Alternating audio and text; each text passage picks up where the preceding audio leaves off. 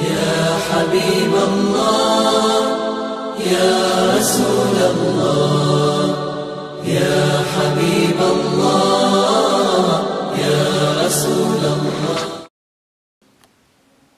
بسم الله الحمد لله والصلاة والسلام على رسول الله أما بعد. السلام عليكم ورحمة الله وبركاته. İnsan ilmini öğrenme taraf, özgür tarihçalı, bar ilmini farz-ı kifaya, farz-ı ayn var. Farz-ı ayn ne var? Mesela bu saat namaz ilmi tarihçası mesela. Namaz hakkından bilmege sebep farz-ı ayn.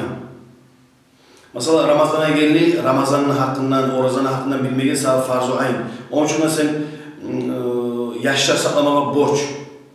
Mesela 1 yaşın, 2 yaşın, 3 yaş varmışsan olan sağlap, olan edet vermek, olan aşattırma varsa olan borç sağlar. Ama adamlar tarih zamanında her gün yürüp olmasa da boş adam değilmek, özgür namaz olsun, özgür oroza olsun, şu tarih ilmini öğrenmeye borç olur. Ya da mesela eri varsa eri öğrenecek, eri öğrenmedi. Eri öğrenmeyimse şu özgür başka dur, adam Allah-u Teala borç etken o ilmini, namaz ilmini bilmeyip adam orada tutup olmayı, namaz edip olmayı, başka zakatını çağırıp olmayı, tolka şu özgür şu iş gelgen zamanla şu zaman borcu var.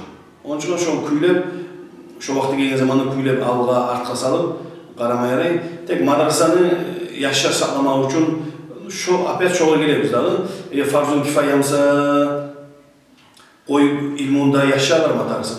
Ama farz-ı aynına gelsek mesela namaz öğrenme tarafımıza amal etmek düşecek ya da sadikki verip ya da mesela bir saklama verip az zamanla şu tarihçazdan öğrenmeye borç bu ya da mı başladı.